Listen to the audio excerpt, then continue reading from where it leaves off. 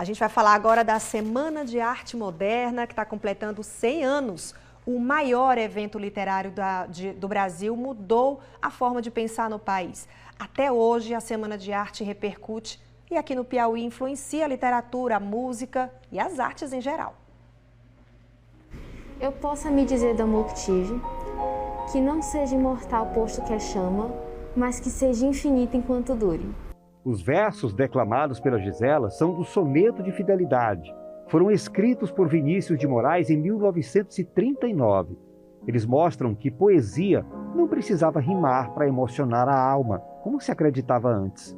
Esse foi apenas um dos conceitos resultantes da Semana de Arte Moderna de 1922. Um movimento que revolucionou a forma brasileira de fazer e de consumir literatura, de aprender também. A gente não teria essa riqueza literária, artística, de modo geral, da contemporaneidade, se não fosse a Semana de Arte 22, porque foi nessa Semana de Arte que a gente tem o grande boom, assim, que é a antropofagia, que é o conceito de você pegar as culturas, as vanguardas europeias, as culturas externas e depois digerir e externar isso misturando elementos locais.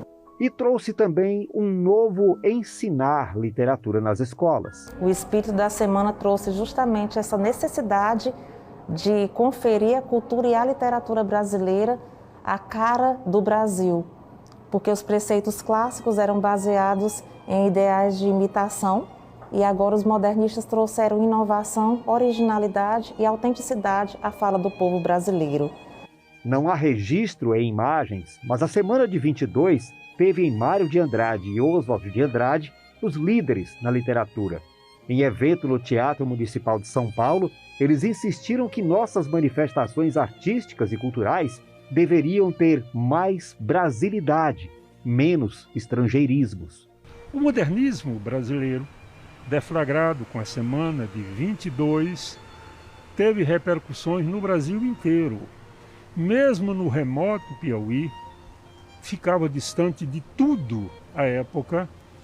Na década de 1940, um grupo de intelectuais do Piauí, liderados por H. Dobal, Paulo Nunes e Jorge Rego de Carvalho, criaram uma revista, Cadernos Meridiano, que era uma tentativa de dizer à sociedade piauiense que alguma coisa estava acontecendo.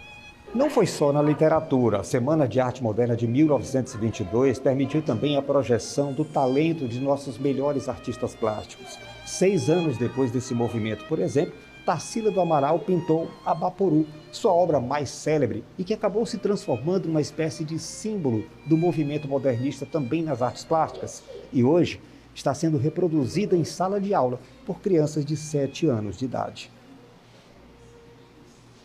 Os pequenos podem até não entender ainda o real significado da antropofagia representada nos traços e cores de Abaporu, mas vão crescer acostumados à ideia de que a arte é transformadora. Eles conseguem absorver essa valorização, conseguem entender o significado e conseguem aplicar, né, na sua vida, na criatividade. Eles são inspirados e os universos eles se completam, né?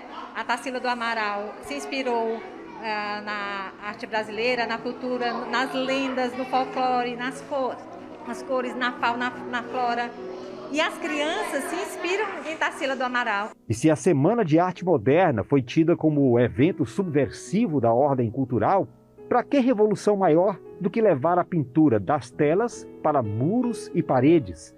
São as mensagens urbanas que ensinam conceitos novos sobre tolerância e igualdade, por exemplo.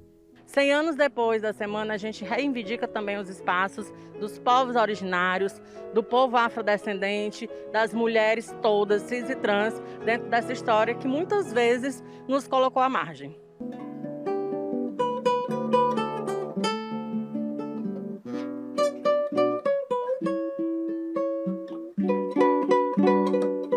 Os acordes executados por Wagner Ribeiro são do Trenzinho Caipira. Com ele, Heitor Villa-Lobos quis mostrar que, apesar da influência de Johann Sebastian Bach, preferia valorizar o regional. Foi daí que surgiu o choro, o samba, o som Brasil, as influências do próprio Wagner. Então, na minha vida, Villa-Lobos influencia quando ele faz essas pesquisas, sobretudo no universo da música coral, que é onde eu comecei a estudar mesmo música, foi na música coral, né? A música vocal. Então, essas vozes que ele ensinou a gente a cantar no canto orfeônico, foi onde eu achei interessante o universo de Villa-Lobos. Influenciou os piauienses Clóris Oliveira, uma mulher fantástica, maestrina, o nosso grande maestro Reginaldo Carvalho, que nasceu na Paraíba, mas viveu eternamente no Piauí, né, o nosso professor. Então temos toda essa influência de um Villa-Lobos que ele, de certa forma, não ficou só reproduzindo, ele também propôs a pesquisa, né? Compondo, lendo, tocando ou pintando. A forma de fazer arte e cultura no Brasil ainda vai ter muito da semana de 1922 e daqui a 100 anos, de 2022 também.